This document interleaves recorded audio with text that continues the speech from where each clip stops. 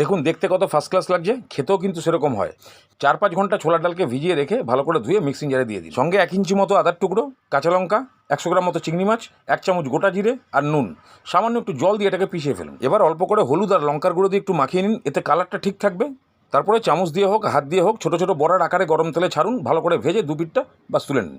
তাহলে বড়া ভাজা কমপ্লিট। এবার একটা কড়াই নিন আর তাতে তেল গরম করে কিছু আলুকে হালকা নুন দিয়ে ভেজে তুলে নিন। এবার সেই কড়াইতেই জিরে, তেজপাতা, শুকনো লঙ্কা, বড় এলাচ, ছোটো এলাচ আর একটা দারচিনি দিয়ে পেঁয়াজ দিয়ে ভালো করে লাল লাল করে ভেজে নিন। তারপরে আদা রসুন কাঁচা লঙ্কার পেস্ট দিয়েও ভালো করে ভেজে নিন। তারপরে দিয়ে দিন টমেটো, সঙ্গে নুন, হলুদ, লঙ্কার গুঁড়ো, ধনে গুঁড়ো দিয়ে ভালো করে এটাকে মিশিয়ে নিন।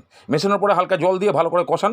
টমেটো পুরো গলে আসলে 2 চামচ টমেটো সস আর 2 চামচ চিলি সস দিয়ে ভালো করে এটাকে 5-7 মিনিট কষান। এবারে ভেজে রাখা আলুটাকে দিয়েও ভালো করে কষান। একদম অনুষ্ঠান বাড়ির কাতলা মাছের গ্রেভির টেস্ট পাবেন। এবার একটু বেশি পরিমাণ জল দিয়ে আলুটাকেও সেদ্ধ করুন আর ঝোলটাকেও টেস্ট করুন। সব ঠিকঠাক থাকলে বড়াগুলো দিয়ে দিন। ওপর থেকে গরম মশলা ছড়িয়ে 5 মিনিট ভালো করে ঢাকনা দিয়ে ফুটিয়ে দিলেই রেডি।